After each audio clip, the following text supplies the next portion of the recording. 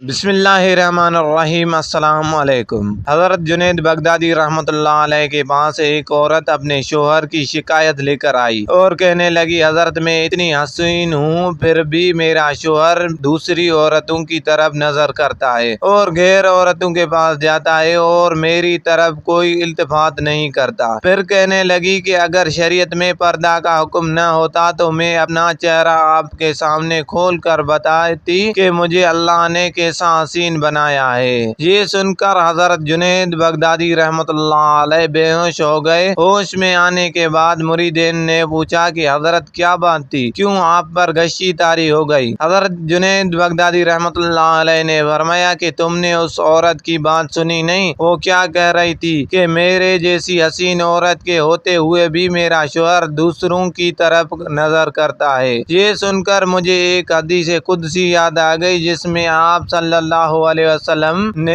फरमाया कि अल्लाह फरमाता है कि जिसका खुदा मेरे जैसा हो क्या वो बंदा मुझे छोड़कर दूसरों की तरफ नजर कर सकता है। सूरज को देखो, चांद को देखो, कितने हसीन है, तो उनको बनाने वाला कैसा हसीन होगा। जो मिठास को पैदा करने वाला है उसमें कैसी मिठास होगी। माँ की दिल में मोहब्बत पैदा करने वाला खुदा बंदों से कितनी मोहब्बत करता होगा। ऐसे खुदा को छोड़कर हम कहाँ भटक रहे हैं। दोस्तों, ये थी हमारी आज की वीडियो। आपको कैसे लगी अपनी राय से जरूर आगाह कीजिए और अगर पसंद आई है तो इसे लाइक और शेयर जरूर करें। इंशाअल्लाह हमारी मुलाकात अगली वीडियो में होगी। तब तक के लिए इजाजत दीजिए। अल्लाह हाफिज।